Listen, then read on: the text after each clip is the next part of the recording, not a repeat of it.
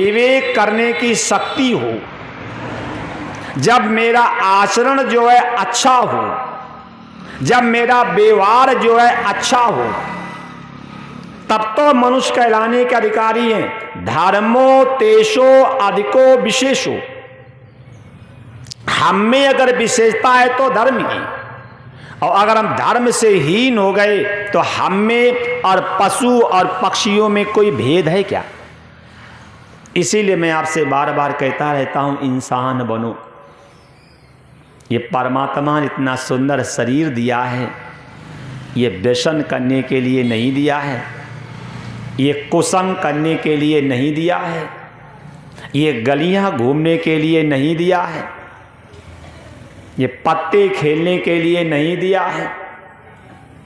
ये मनुष्य शरीर का उद्देश्य है, खोज अपनी करो, सेवा समाज की करो और प्रेम ईश्वर से करो।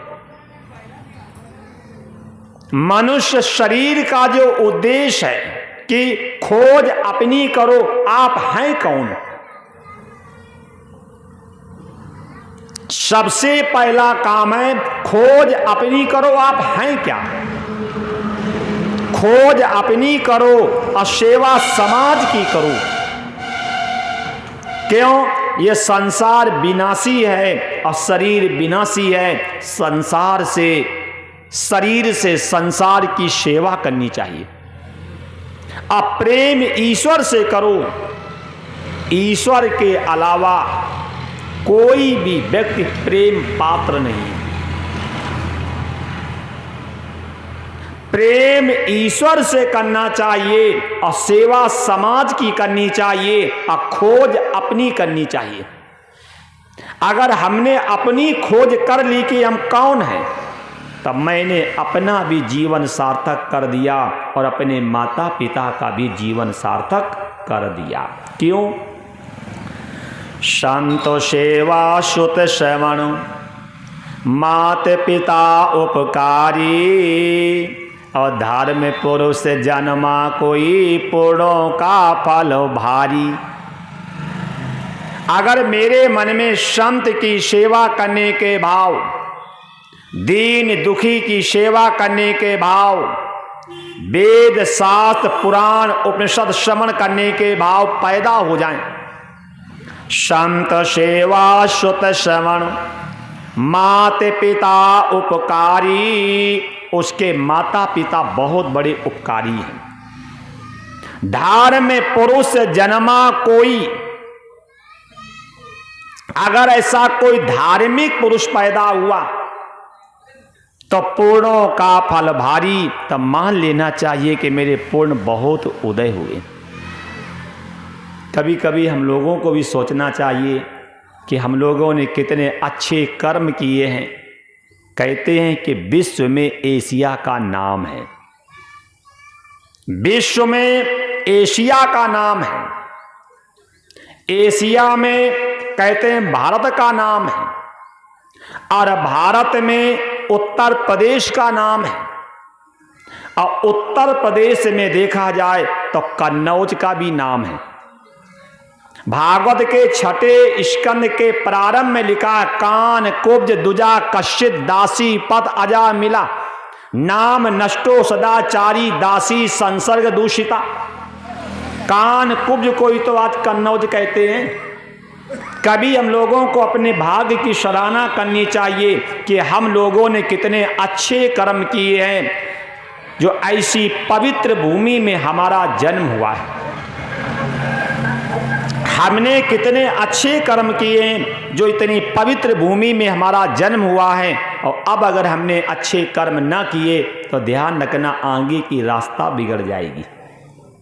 आज ये जो मनुष्य शरीर मिला है, खाने के लिए अन्न मिल रहा है, पीने के लिए जल मिल रहा है, सोने के लिए घर मिल रहा है, मन बहलाने के लिए जीवन साथी मिला है, जीवन जीने के लिए आज्ञाकारी पुत्र मिले हैं। ये आपने पूर्व जन्म में जो अच्छे कर्म किए थे उन्हीं का ये भोग है। जो हमने अच्छे कर्म किए थे और उन्हीं का ये परिणाम है। पहले जो किए थे उनका भोग अब कर रहे हैं, और अब जो करेंगे इसका भोग आगे करना पड़ेगा। इसका भोग जो है बोले आगे करना पड़ेगा। इसलिए हम लोग मनुष्य हैं, तो हमें थोड़ा मनन करना चाहिए, हमें थोड़ा विवेक करना चाहिए, और हमें अच्छे कर्म कर करके और परमात्मा को पाने के लिए कोई न कोई उद्यम पुरुषार्थ करना चाहिए। मनु और शत्रुपा ने 5 संतानें की। देवहूति, प्रसूति और अकृति नाम की 3 कन्याएं पैदा की, और उत्तानपाद अप्रिव्रत नाम के 2 पुत्र पैदा किए। और यही मनु और शत्रुपा की 5 संतानों का विवरण 5 स्कंद तक है। 5वें स्कंद में इनकी 5वीं संतान प्रिव्रत का वर्णन है। 4थे स्कंद में उत्तानपाद का वर्णन है, और 3रे स्कंद में देवहूति, प्रसूति और अकृति के वंश का वर्णन है। और ये चर्चा इसलिए सुनते हैं कि मनु और शत्रुपा ने अच्छे कर्म किए तो उनकी संतानें भी अच्छी हुई हैं। अगर माता पिता अच्छे कर्म करेंगे, अगर माता पिता चरित्रवान होंगे, अगर माता पिता संयम से जीवन जी रहे होंगे, तो उनके बच्चों में भी ये लक्षण आएंगे। अगर माता पिता संस्कारित नहीं है, माता पिता चरित्रवान नहीं है, माता पिता गुणवान नहीं है, माता पिता दूरदर्शी नहीं है, माता पिता पारदर्शी नहीं है, माता पिता तत्वदर्शी नहीं है, माता पिता परमात्मा में नहीं लगे, तो बच्चों में कभी संस्कार आ नहीं सकते। मनु और शत्रुपा अगर संस्कारित हैं तो आप देख लीजिए कि उनके 5 संतानों में भी संस्कार हैं। उनकी 5 की 5 संतान जो हैं वो भी संस्कारित हैं। तो इनकी पहली संतान है जिसका नाम देवहूति। कोई कर्दम नाम के महात्मा थे और सरस्वती नाम की नदी के तट पे उन्होंने 10,000 वर्षों तक तपस्या की है। करदम का अर्थ होता कर दम, कर माने होता हाथ और दम माने होता इंद्री। जिन्होंने इंद्रियों को अपने अधीन कर लिया है उसी का नाम है करदम। कर माने होता हाथ और दम माने होता इंद्रिय। जिन्होंने इंद्रियों को अपने अधीन किया है उसी का नाम है करदम। करदम नाम के महात्मा ने सरस्वती नाम की नदी के तट पे 10,000 वर्षों तक तप किया है। और 10,000 वर्षों तक तप किया है, न खाया है, न पिया है, न सोए हैं और न किसी से बोले हैं। बताओ, 10,000 वर्षों तक तपस्या की। और अब तो हमसे शिकायत की जा रही थी कि पंडित जी पानी नहीं पीने देते हैं बीच में, पंडित जी इंटरवल नहीं करते बीच में, किस लिए? धुआं निकालने के लिए। बताओ, यहां 10,000 वर्षों तक तपस्या की है और ना खाया है, ना पिया है और ना सोए हैं और ना बोले हैं। सतयुग में, द्वापर में, त्रेता में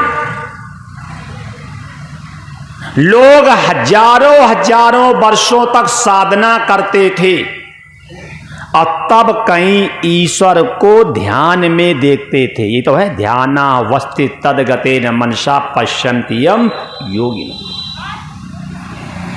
बड़े बड़े योगी महात्मा और तपस्वी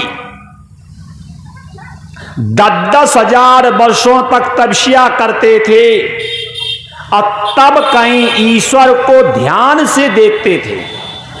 और इस जमाने में ना कोई तपस्या करनी है, ना कोई त्याग करना है, ना कोई तप करना है, ना कोई सत्य का आचरण करना है। बस एकांत में कहीं बैठ जाओ और खोपड़ी हिलाने लगो और अपने आप को बताने लगो कि मेरे ऊपर बालाजी आ रहे हैं, कि भैरव जी आ रहे हैं, कि ब्रह्म देवता आ रहे हैं। अब कोई तप करने की आवश्यकता नहीं है, अब कोई त्याग करने की आवश्यकता नहीं है। आज तो जितना बड़ा झूठ बोले और जितना बड़ा भ्रष्टाचारी, आज उतना बड़ा है भ्रष्टाचारी। करदम नाम के महात्मा ने 10,000 वर्षों तक तपस्या की। विष्णु भगवान प्रसन्न हो गए। ये भी ध्यान रखना, उपासना कभी उधार नहीं होती है। लोग कह देते हैं कि हम पूजा तो बहुत करते हैं लेकिन भगवान मेरी सुनता नहीं। उपासना कभी भी व्यक्ति की उधार नहीं होती है। जैसे आप गेंद को लो और जितनी स्पीड से फेंकोगे और उतनी जल्दी दीवार से टकरा करके वापस आएगी। ऐसे जितनी निष्ठा के साथ, जितने विश्वास के साथ, जितने प्रेम के साथ हम ईश्वर को भजेंगे और ईश्वर आपकी सुनेगा। देख लो, सीता जी ने उपासना की थी तो मूर्ति बोली भी है, मुस्कुराई भी है और साथ में प्रसाद भी दिया है।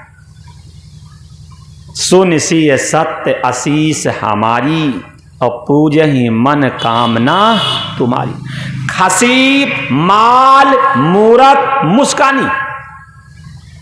देखो, ये उपासना में बल होता है। अगर सच्चे मन से उपासना की जाए तो इस सीता जी की उपासना से शिक्षा मिल रही है, ईश्वर सुनता भी है, ईश्वर मुस्कुराता भी है और ईश्वर सहयोग भी करता है। करदम नाम के महात्मा ने उपासना की है, ईश्वर प्रसन्न हुआ है और प्रसन्न होकर के ईश्वर करदम जी के सामने प्रकट हुए। अब करदम जी के सामने प्रकट होकर के ईश्वर ने कहा, वरदान मांगो। वैसे तो हमें कभी मांगना नहीं चाहिए, क्यों? मांगना गधाई।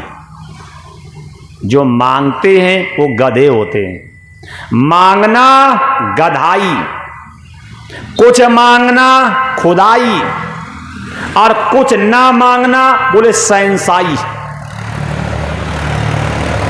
मैं तो कहता हूं कभी ईश्वर से भी मत मांगो। आप मंदिर में जाकर के भगवान से मांगते हैं, क्या भगवान को ये भी नहीं मालूम है तुम्हें किस चीज की आवश्यकता है? जब ईश्वर को ये नहीं मालूम है कि तुम्हें किस चीज की आवश्यकता है तो फिर ईश्वर वो है भी नहीं। मंदिर में जाकर के जो आप ईश्वर के सामने गिड़गिड़ाते हो और ईश्वर के सामने जाकर के भीख मांगते हो, क्या ईश्वर को ये नहीं मालूम है तुम्हें क्या चाहिए? अच्छा, सीता जी ने क्या मांगा था? ये तो कहा था, मोर मनोरथ जानौ नीके। बोलो, हम रामायण को तो मानते लेकिन रामायण की नहीं मानते हैं।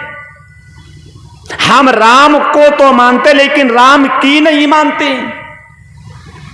सीता जी ने हमें शिक्षा दी है और जिस समय सीता जी मंदिर में गई यही तो कहा है, मां मेरे मन में क्या आप जानती हो? मोर मनोरथ जानौ नीके। क्यों? बसऊं सदा, क्योंकि आप सबके हृदय में वास कर रही हो। और हम फिर भी मंदिर में हाथ जोड़े खड़े, भगवान मेरा ये काम करो। तुम्हारे नौकर हैं क्या वो काम करें? वो लीलावती कलावती पढ़ी होगी कथा, देखो उसमें सबने भगवान को नौकर बना रखा है। ब्राह्मण ने क्या कहा था, अगर हमें भिक्षा में धन मिलेगा तो हम तुम्हारा व्रत करेंगे, और कहीं धन नहीं मिला तो लो सिंगट्टा हम करेंगे भी नहीं। ये तो है। लकड़ी बेचने वाले ने क्या कहा, अगर हमारी लकड़ी बेचेंगी तो हम तुम्हारा पूजा करेंगे, और लकड़ी नहीं तो पूजा नहीं। साधु नाम के वैश्य ने क्या कहा, अगर हमारे संतान होगी तो हम व्रत करेंगे। देखो सब स्वार्थी हैं कि नहीं। अब भगवान भी कह देते कि पहले पूजा करो फिर बच्चा दूंगा, पहले पूजा करो तब लकड़ी बिचेंगी, अब पहले पूजा करो तब तुम्हें भिक्षा में धन मिलेगा, तो बात बनती क्या। ये कथा से शिक्षा ले लेना, हमें कभी ईश्वर से भी नहीं मांगना चाहिए।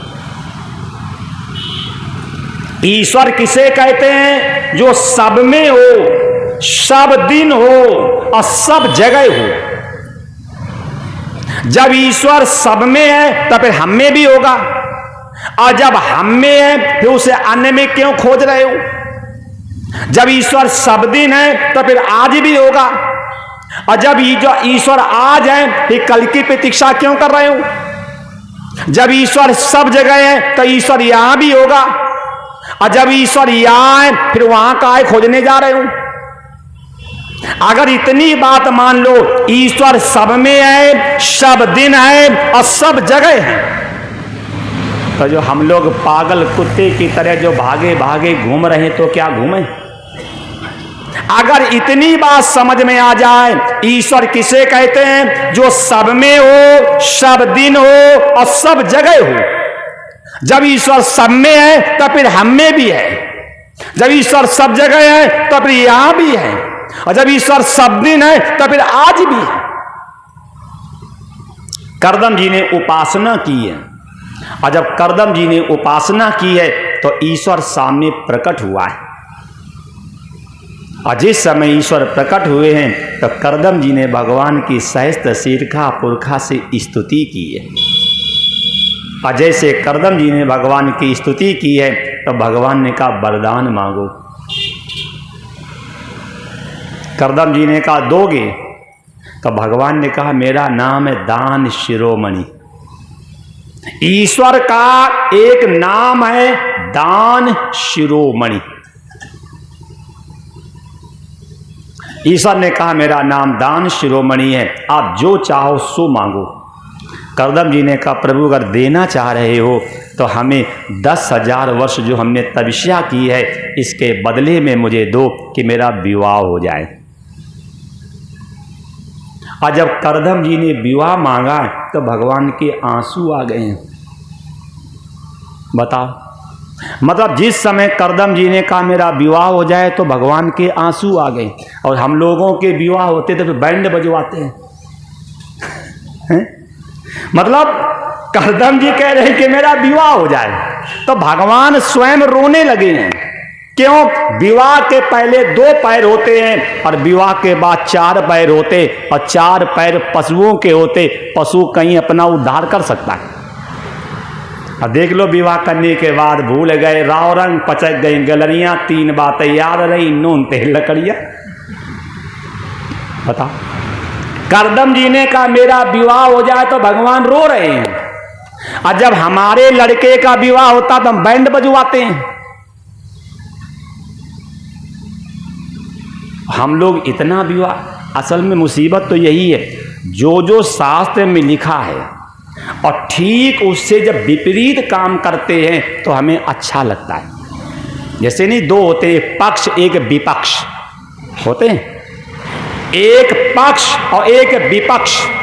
तो हम लोग इस समय शास्त्र और भगवान के विपक्ष में खड़े हैं। भगवान है चेतन और हमने उपासना की है जड़ की। भगवान है अखंड और हम उपासना कर रहे हैं खंड की। भगवान है सर्वदेशी और हमने मान लिया उसे एक देशी। भगवान है अंतर्यामी, भगवान है घट घट व्यापी, भगवान है सर्वात्मा, भगवान है परिच्छिन्न, भगवान है अखंड, भगवान है अव्यक्त, भगवान है चेतन। लेकिन हमने तो ठीक शास्त्र से विपरीत हो गए। हम ठीक शास्त्र से विपरीत हो गए। देख लो, ये आपके सामने प्रमाण है। जिस समय भगवान के नेत्रों में आंसू आ गए और कहा, महाराज 10,000 वर्षों तक तपस्या करने के बाद मांगा तो विवाह मांगा। 10,000 वर्षों तक और तपस्या करने के बाद मांगा तो विवाह मांगा। अरे विवाह तो बिना तपस्या के भी हो सकता था। विवाह तो बिना तपस्या के भी हो सकता था। जब ये बात कही कि महाराज विवाह तो बिना तपस्या के भी हो सकता था, करदम जी ने कहा, नहीं महाराज, ये 10,000 वर्षों तक तपस्या करने से जो आप प्रसन्न हुए हैं, तो प्रसन्न होकर के मुझे वरदान यही दो कि मेरा विवाह हो जाए। भगवान ने कहा, ठीक है महाराज, तुम्हारा विवाह होगा, लेकिन तुम विवाह के पीछे पड़े क्यों, ये तो बताओ। देखो कितनी बढ़िया बात करदम जी ने कही, महाराज मेरे अंदर सूक्ष्म वासनाएं हैं और हम उन वासनाओं को नष्ट करने के लिए हम विवाह करना चाह रहे हैं। देखो, विवाह का उद्देश्य जो है काम विकास नहीं, काम विनाश है। विवाह का उद्देश्य जो है काम विकास नहीं, काम विनाश। और आज तो विवाह का उद्देश्य है काम विकास। देखो, करदम जी कह रहे हैं कि महाराज मैं विवाह इसलिए मांग रहा हूं कि मेरे अंदर सूक्ष्म वासनाएं हैं और उन वासनाओं को नष्ट करने के लिए मैं विवाह करना चाह रहा हूं।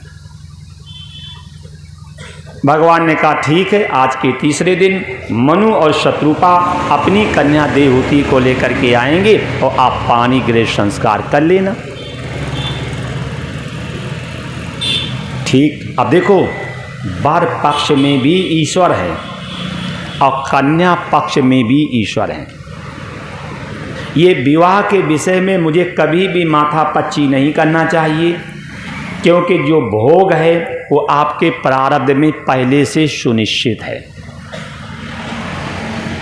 आपके प्रारब्ध में पहले से सुनिश्चित है, तो इसलिए हमें विवाह के विषय में बिल्कुल भी चिंता नहीं करनी चाहिए। जिस व्यक्ति के साथ मुझे जीवन यापन करना है वो विधाता ने पहले से सुनिश्चित कर दिया है।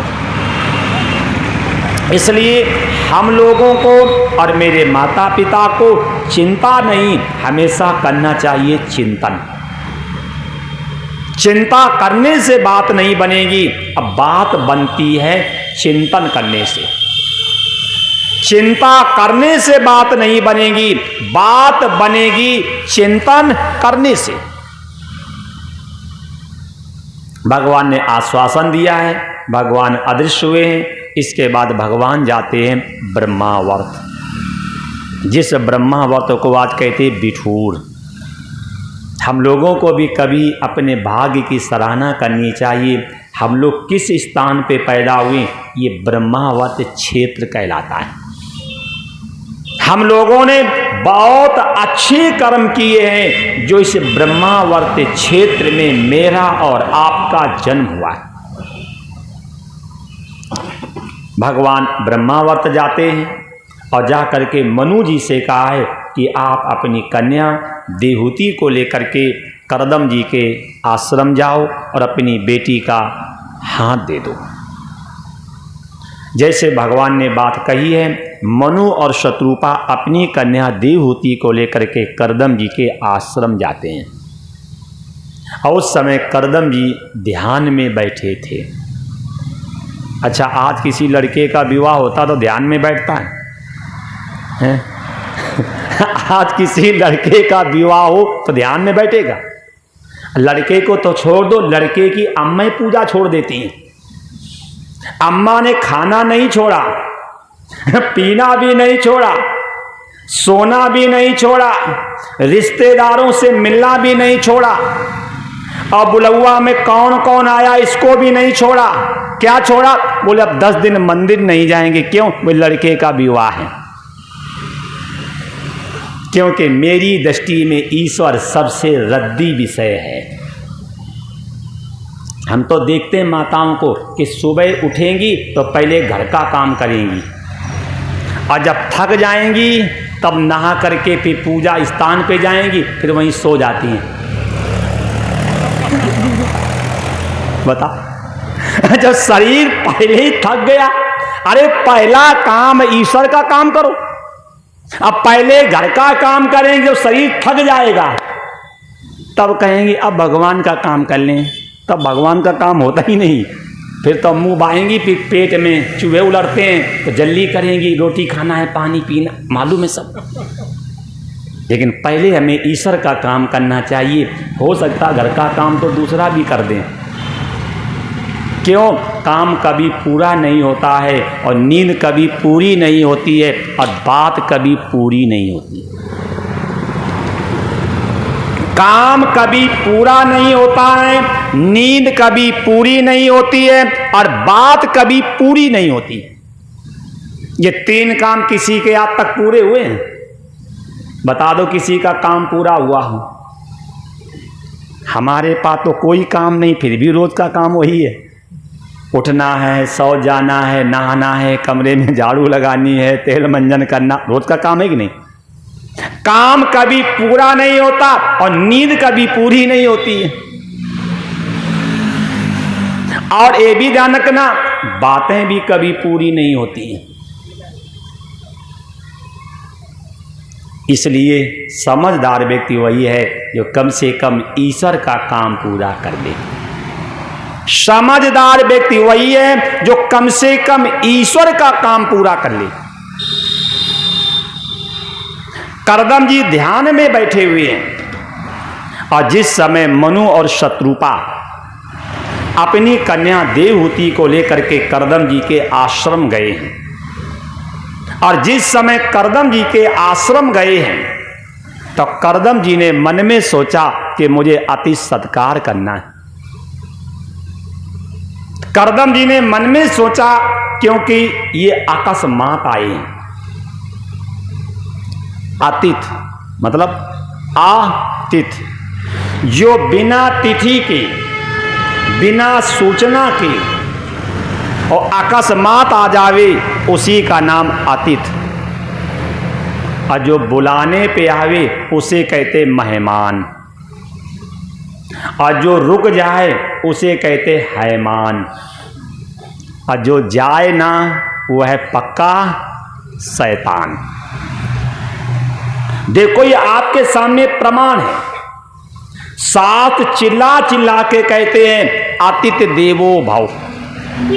अगर दरवाजे पर कोई आतिथ्य आया है और अगर हम उड़ करके अति सत्कार नहीं करते हैं तो गृह स्वामी के पोड़ों को खाता है, यश को पीता है, और दुष्कर्म दत्वा और अपने दुष्कर्मों को दे जाता है। चाहे दरवाजे पर आपका दुश्मन क्यों ना आया हो, फिर भी उसका अति सत्कार करना हमारा धर्म है। उसका अति सत्कार करना हमारा धर्म है। करदम जी ने मन में विचार किया कि ये मेरे अतिथि हैं और अतिथि का अति सत्कार करना हमारा धर्म है। करदम जी ने क्या किया, 3 आसन डाल दिए। देखो मेरे भागवत में कन्या कैसे देखनी चाहिए वो नियम दिया है। कन्या को कैसे देखना चाहिए ये भागवत से शिक्षा लेनी चाहिए।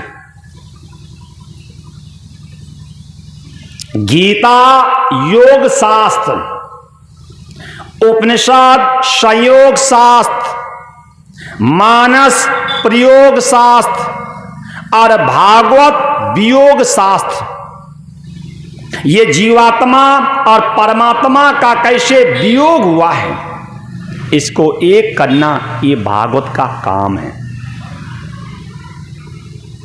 कदम जी ने 3 आसन डाल दिए। एक आसन पे मनु जी बैठे हैं और एक आसन पे शत्रुपा जी बैठी हैं और एक आसन खाली है। देखो अपने हिंदुस्तान की 8 नारियां कितनी समझदार होती थी। देवती मन में सोच रही है कि अगर इस आसन पे मैं बैठ रही हूं तो चंद्र समय के बाद ये मेरे पति बनेंगे और पति के हाथ का दिया हुआ आसन अगर उस पे पत्नी बैठती है तो ये मर्यादा नहीं कहती है। अगर पति के हाथ के दिए आसन पे हम बैठ जाएंगे तो ये मर्यादा नहीं कहती है। और इन्होंने मुझे अति सत्कार के लिए आसन दिया है और अगर हम आसन पे नहीं बैठ रहे हैं तो अति सत्कार का अपमान हो रहा है। अच्छा बताओ, आज की माताओं में इतनी बुद्धि है क्या? आज की तो माताएं कहती टिल्लू के पापा तुम बिस्तर लगा देना, मैं भी आ रही हूँ।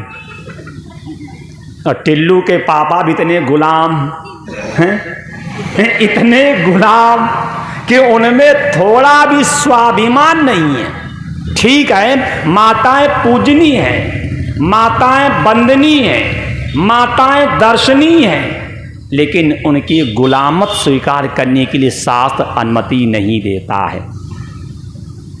आप शिव पुराण को पढ़ लो, देवी भागवत को पढ़ लो और शुक्र नीति को पढ़ लो। देवी भागवत में लिखा है, शिव पुराण में लिखा है और शुक्र नीति में लिखा है, अगर ब्राह्मण के यहां सूतक है तो 10 रात्रि में शुद्धि, क्षत्रिय के यहां सूतक है तो 12 रात्रि में शुद्धि, वैश्य के यहां सूतक है तो 15 रात्रि में शुद्धि, और शूद्र के यहां सूतक है तो 1 मास में शुद्धि। जो पुरुष स्त्री के अधीन हो जाता है चिता में जलने के बाद उसकी शुद्धि होती है। आप देवी भागवत को खोल करके पढ़ लीजिए और शिव पुराण को खोल करके पढ़ लीजिए और शुक्र नीति को खोल करके पढ़ लीजिए। जो पुरुष स्त्री के अधीन हो जाता है चिता में जलने के बाद उसकी शुद्धि होती है। अच्छा आप बताओ, इनकी शुद्धि कब होगी? वो गाना याद है, तेरी अदाओं पे हम मरते हैं। अब बताओ इनकी शुद्धि कब होगी? बोलो। अगर साथ सुन रहे हो तो आप इनसे पूछो कि आपकी शुद्धि कब होगी। इसलिए माताएं सम्माननीय है, माताएं पूजनीय है, माताएं वंदनीय है, माताएं दर्शनीय है। और अगर हम इनके गुलाम हो गए तो चिता में जलने के बाद हमारी शुद्धि होगी। सत्संग इसीलिए करवाए जाते हैं, कथाएं इसीलिए करवाई जाती हैं, शास्त्र इसलिए पढ़े और सुने जाते हैं कि अगर मेरे जीवन में कोई भूल है, ना समझी है, तो हम उसका सुधार करें, हम उसका सुधार करें, हम उसका आचरण करें। देखो आपके सामने प्रमाण है। कन्या मन में सोच रही, अगर इस आसन पे बैठ जाऊं तो पति का अपमान होगा, और अगर इस आसन पे न बैठूं तो अति सत्कार का अपमान होगा। धर्म संकट है। अगर बैठ रही है तो सनातन मर्यादा नष्ट हो रही है, और नहीं बैठ रही है तो अति सत्कार का अपमान हो रहा है।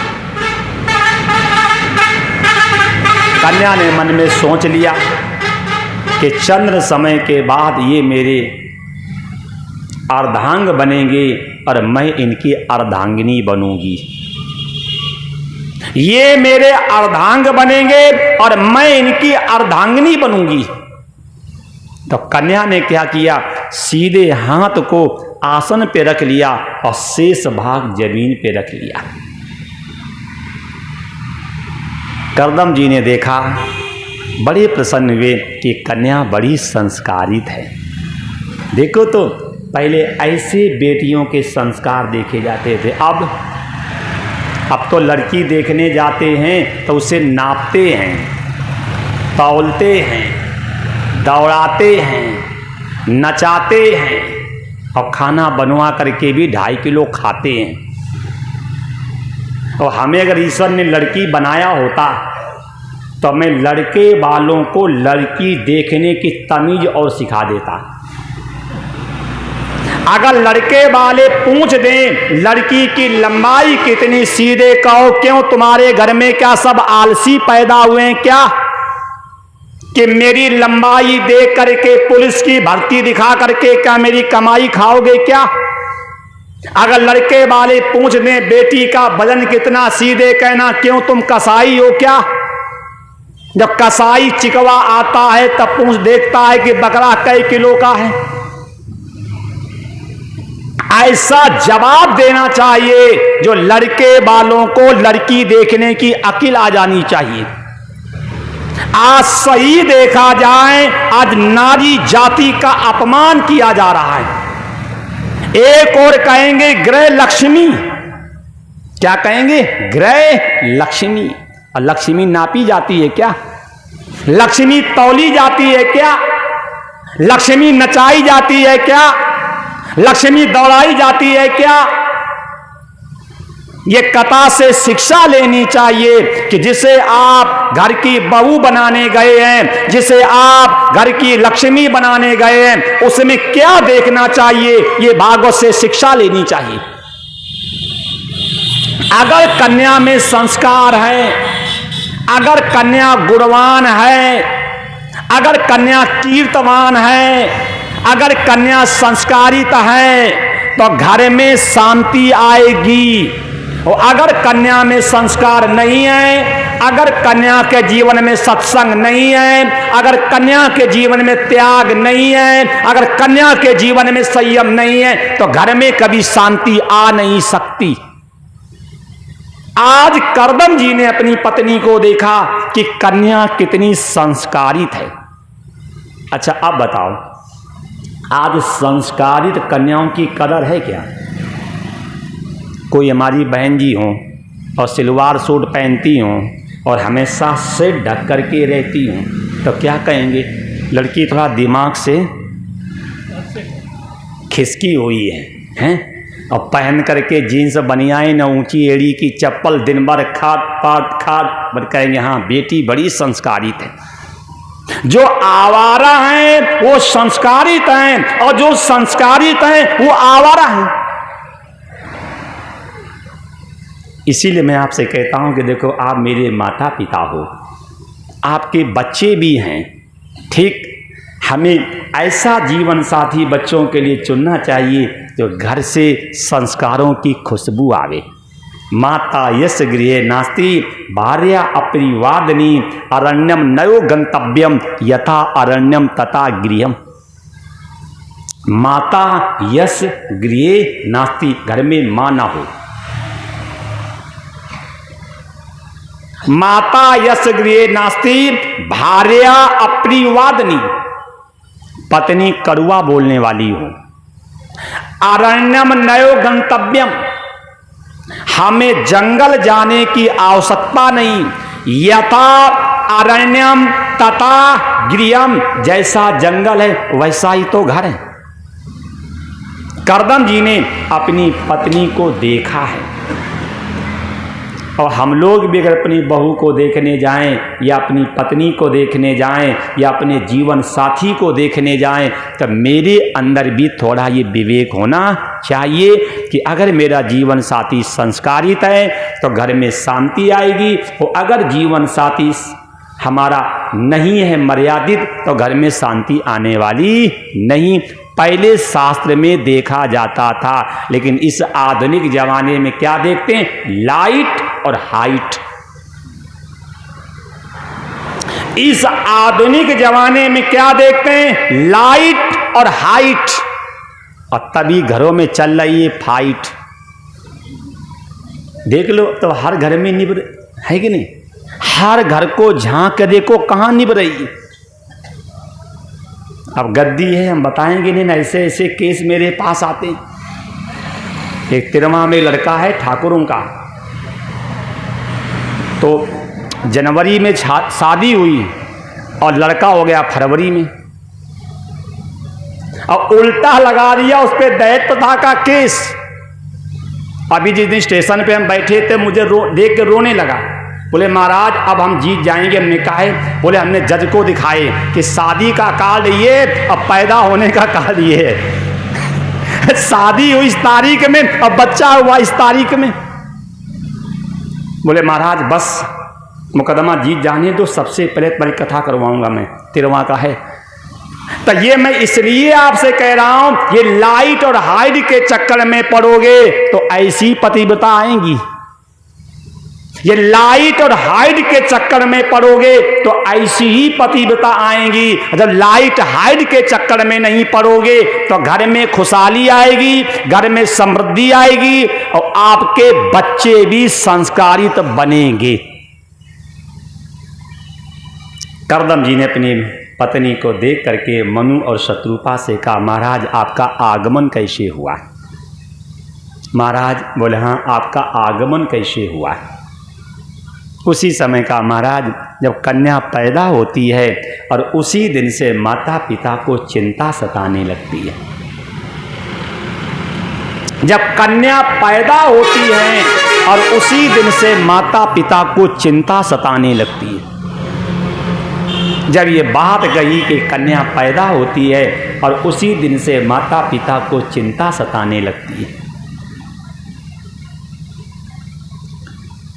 क्यों आगमन हुआ? बोले महाराज कन्या विवाह के योग्य हैं और आप इसको देख लो और इसका हाथ में आपको देने आया हूँ। करदम जी ने कहा मैंने आपकी बेटी को देख लिया है और आपकी बेटी के संस्कार देख करके हम प्रसन्न भी हैं। हमने आपकी बेटी के संस्कार देख लिए हैं और संस्कारों को देख करके आपकी बेटी मुझे प्रसन्न है और हम विवाह करने को भी तैयार हैं। लेकिन एक शर्त है। बोले क्या? कि एक पुत्र होने के बाद मैं संन्यास ले लूंगा। एक पुत्र होने के बाद मैं संन्यास ले लूंगा। अब मान लो आप लोग अपनी बेटी के लिए दामाद देखने जाओ और दामाद कह दे कि हम विवाह करने को तैयार हैं, तो एक पुत्र होते ही हम संन्यास ले लेंगे, तो आप अपनी बेटी दोगे क्या? नहीं दोगे। देना भी नहीं चाहिए, है कि नहीं भाई? एक पुत्र तो हो सकता 1 वर्ष में पैदा हो जाए, अब वो तो बेचारे बन जाएंगे बाबा। अब बेचारी आपकी बेटी जीवन कैसे पार करेगी? कोई भी माँ बाप इस शर्त को सुनकर के अपनी बेटी नहीं देगा और देना भी नहीं चाहिए। करदम जी ने जब बात कही कि एक पुत्र होने के बाद मैं संन्यास ले लूंगा, मनु और शत्रुपा तो मना करने लगे कि नहीं, मैं अपनी बेटी नहीं लूंगा। और जैसे मनु जी ने अपनी कन्या देवहूति की ओर देखा है तो देवहूति गर्दन नीचे करे। देखो पहले कन्याएं बाप के सामने बोलती नहीं थी, पहले कन्याएं बाप के सामने सिर खोल के नहीं घूमती थी।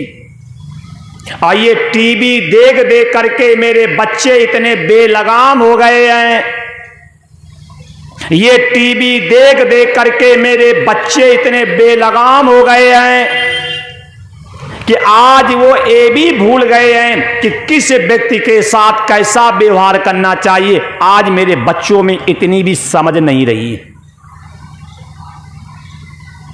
कन्या सिर झुका करके बैठी है, मौनम स्वीकृति लक्षणम। कन्या कह रही है पिताजी मेरे पति के मन में एक पुत्र की चाह है और मेरे मन में एक भी पुत्र की चाह नहीं। मेरे पति के मन में एक पुत्र की चाह है और मेरे मन में एक भी पुत्र की चाह नहीं। इसे कहते हैं धन्ना गृहस्थ आश्रमा। इसके लिए साथ चिल्ला चिल्ला करके कहते हैं जिसका दाम्पत्य जीवन इतना पवित्र हो, और उसी गृहस्थ आश्रम को धन्य कहा गया है। कि पति कह रहा है कि मुझे एक संतान चाहिए, और मेरी मां कह रही कि हमें एक भी संतान नहीं चाहिए, हमें जीवन पवित्रता के साथ बिताना है। मनु जी ने बात सुन ली बेटी की, और बड़े प्रेम के साथ करदम और देवहूति का विवाह हो गया। और विवाह में जो हम लोग जो नहीं खर्चा करते हैं फालतू के, पहले नहीं होते थे। असल में बताएं, आप लोगों के पास पैसा है हराम का। इतनी कड़वी भाषा कोई बोलेगा भी नहीं, बिल्कुल कह रहा हूँ। क्यों? एक तो पृथ्वी माँ में डाल डाल करके जहर पैदा कर रही हो, ये पाप है कि नहीं? ये पृथ्वी माँ है कि नहीं? और इसी में सुबह से लेकर के शाम तक जहर घोल रहे हो, वो पाप है तो है और क्या है? कि ये खाद डाल डाल करके और डीएपी डाल डाल करके और कीटनाशक जंतुनाशक डाल डाल करके आपने इस पृथ्वी को कर दिया बंजर, और वही बंजर की कमाई खा करके पेट भी हो गया बंजर। अगर परिश्रम से आप कमाओ तो आपको खर्च करने में जोड़ पड़े। एकदम मैंने कह दिया, आपको बुरा लगा होगा। अच्छा आप बताओ, जब आप बच्चे की शादी करते हैं, जो बैंड वाले आते हैं 20,000 30,000 रुपया ले जाते हैं, इससे हासिल क्या होता है? कुछ हासिल होता कुछ? अच्छा बताओ, वही 20,000 रुपया कोई दूसरे काम में आवे तो कम से कम बुद्धिमत्ता है कि नहीं? अच्छा, जो आप बच्चों की शादी करते हैं, रोड लाइट मंगवाते हैं, पहली बात तो वैदिक क्रिया कोई भी रात में होती नहीं। पहले विवाह दिन में होते थे। ये तो मुगल काल में जब मेरे ऊपर ज़्यादा अत्याचार होने लगे, तब हमारे पितरों ने रात के समय छिप करके विवाह करने की परंपरा डाली थी। और कोई भी वैदिक कर्म रात के 8 बजे के बाद होते ही नहीं है। इस समय तो मुगलों का इतना राज है ही नहीं जो हमारी बेटी घर से छीन ले जाएं। तो कम से कम दिन में शादी करने लगो तो रोड लाइट का खर्चा बचेगा, है कि नहीं? ये दुनिया के लाइट लगवाते इसका भी खर्चा बचेगा, जनरेटर का भी खर्चा बचेगा, डीजल का भी खर्चा बचेगा, नहीं बचेगा क्या? ये सब अनावश्यक खर्चा करते हैं। अब जब डीजे लगवाओगे तो क्या होगा? तुम्हारी जो इज्जत है वही गली में नाचेगी, है कि नहीं? तो ये अगर आप परिश्रम से कमाओ तो समझदारी से में है कि उस धन का सदुपयोग करो। अगर परिश्रम से कमाएंगे तो धन का करेंगे सदुपयोग। और जब हम अनैतिक ढंग से पैसा कमाते हैं और इसीलिए हम धन का सदुपयोग कर नहीं पाते हैं। आपके सामने प्रमाण, मनु और शत्रुपा राजा थे और उनकी कन्या जो थी राजकुमारी थी। अब बता दो, अगर कोई बैंड बजाओ या कोई डीजे लगाओ या कोई गलियों में आवारों की तरह नाचाओ, क्योंकि कन्या लक्ष्मी है। अगर कोई सुयोग वर मिल जावे तो हमें अनावश्यक खर्चा नहीं करना चाहिए और कन्या का हाथ सुयोग वर को दे देना चाहिए। अब हम कह देते हैं, मानना तो आपको है ही नहीं, है कि नहीं? क्योंकि हम लोग समाज के गुलाम हैं। मानना हमें है नहीं और कह हम इसलिए देते शायद किसी को बात लग जाए। इतने परिश्रम से पैसा कमाते हैं और उस पैसे का दुरुपयोग करना कोई बुद्धिमत्ता नहीं। अच्छा आप बताओ, करदम जी राजा थे और राजा होकर के जब उन्होंने खर्चा नहीं किया तो हम लोग तो राजा नहीं, हम लोग का है पैसा बर्बाद करते हैं भैया। कन्या दे दी और कन्या देने के बाद बहुत सा लेकर के आए थे दहेज। करदम जी ने मना कर दिया, कन्या तो स्वयं लक्ष्मी है, हमें दहेज चाहिए ही नहीं। कन्या तो स्वयं लक्ष्मी है, हमें दहेज चाहिए नहीं।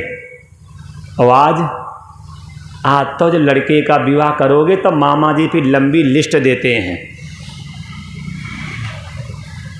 इतनी लंबी लिस्ट देते हैं, अब आगे नहीं कहेंगे, बुरा लगेगा, ध्यान रखना है।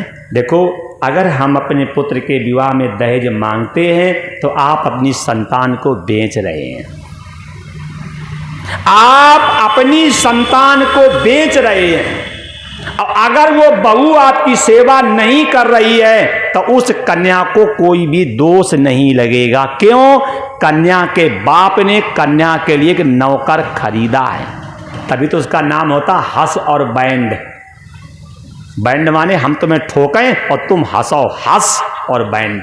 क्यों? लड़की के बाप ने लड़की के नौकर खरीदा है, नौकर खरीदा है। और नौकरों के साथ कैसा व्यवहार होता आप सब जानते ही हो। तो आज नौकरें तो हैं।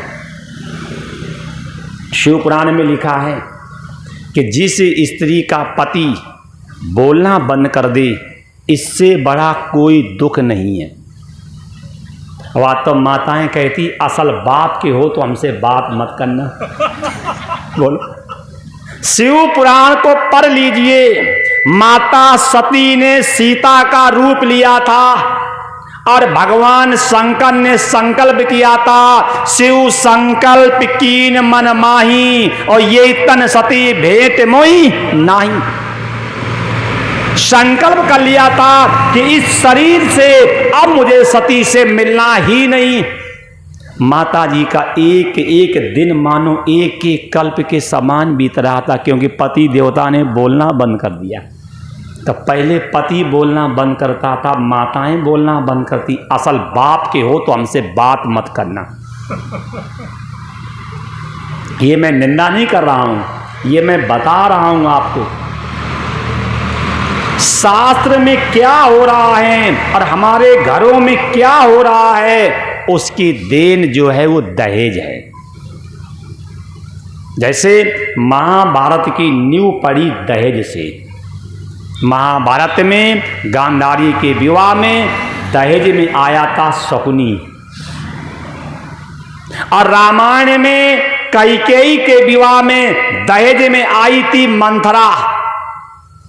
और जब से हमारे घरों में दहेज मांगा जाने लगा है, तभी से हमारे घरों में अशांतियां भरी हैं। क्यों? धन पराव विषते विष भारी। विष खाओगे तो अकेले मरोगे और दूसरे का धन लोगे तो पूरा परिवार बर्बाद हो जाएगा। तो बर्बाद है तो ही नहीं बोलो। जब दहेज पता लगती है तो सबका फिर नंबर आ जाता है, फिर सब पहुंचते हैं, तू चल मैं आता हूं, ठंडा पानी, फिर सबका नंबर लगता है। एक महात्मा जी से पूछा गया, इस शादी में वीडियो रील क्यों बनवाई जाती? बोले इसलिए जब दहेज पता लगे तो उसमें देखा जाए जो सबसे आगे आगे कौन नाच रहा था उसका नंबर पहले कर दिया जाए। जो सबसे आगे आगे नाच रहा था उसका नंबर पहले। फिर लड़की कहती देखो ये जीजा जी हैं, ये मैं सताते थे। क्यों? विवाह में तो कमर मटकाते थे और फिर बाद में सताने लगे। आप लोगों का विषय है, मेरा तो विषय वो नहीं, लेकिन क्या करूं, आपकी हंसी करने में मजा आती है मुझे। एक महात्मा जी हमसे कह रहे थे तुम्हारी शादी नहीं हुई तभी तो मौज मारते हो, और हो जाती तो दावा करता हूं बोलता नहीं। एक लड़के की शादी हो रही थी, बैंड, और आगे आगे चूहा उलर रहा था, ऐसे फुदक रहा था। तो एक ने पूछा काहे फुदक रहे हो? तो चूहे ने कहा शादी के पहले हम भी शेर सिंह थे, शेर सिंह, और जब से शादी होगी तब से हम हो गए चूहा सिंह। तो इसलिए फुदक रहे हैं कि ये घोड़े पे बैठा कल हम जैसा ये भी फुदकेगा। ये मैं हंसी नहीं कर रहा हूँ, मैं आपको बता रहा हूँ। ये गृहस्थ आश्रम जो है ये ईश्वर को पाने के लिए है, ईश्वर को भुलाने के लिए नहीं है। और हम लोग गृहस्थ आश्रम में जो जा रहे हैं ईश्वर को पा नहीं रहे, हम लोग ईश्वर को भुला रहे हैं। जैसे आप यहाँ से वैष्णो देवी जाओ या काशी जाओ या उज्जैन जाओ तो मोटरसाइकिल से आपको आराम मिलेगी कि स्कॉर्पियो से? हाँ जी, स्कॉर्पियो से। क्यों? स्कॉर्पियो में 4 पैर हैं, मोटरसाइकिल में 2 पैर हैं। अब मोटरसाइकिल वाला गर्मी में सूखता है, बरसात में भीगता है और सर्दी में कांपता है। सही बात है कि नहीं? और स्कॉर्पियो वाला सर्दी हो और चाहे गर्मी हो और चाहे बरसात हो, खिड़की बंद आनंद से जाता है। तो ये मोटरसाइकिल वाले हैं ब्रह्मचारी, है कि नहीं? और जो शादी वाले हैं ये सब स्कॉर्पियो वाले, 4 टायर वाले हैं। लेकिन ध्यान रखना, अगर कहीं मोटरसाइकिल पंचर हो जाए तो 4 किलोमीटर तक धक्का दे करके ले जा सकते हो, और कहीं स्कॉर्पियो पंचर हो जाए तो क्या चाहिए? स्टपनी। क्या चाहिए? स्टपनी। अगर किसी गृहस्थ के ऊपर और किसी संत का हाथ नहीं है, वो गृहस्थ आश्रम निश्चित डूब जाएगा। इसलिए यहां गृहस्थ आश्रम की निंदा नहीं की जा रही, यहां गृहस्थ आश्रम के कर्तव्य को बताया जा रहा है कि आज हम गृहस्थ आश्रम में गए हैं, 2 के हमारे 4 पैर हुए हैं, और 4 पैर माने धर्म, अर्थ, काम और मोक्ष। हम मोक्ष पाने के अधिकारी बने तो हमें मोक्ष का मार्ग पकड़ना चाहिए और हमें भोग के मार्ग में लग करके परमात्मा को भूल नहीं जाना चाहिए।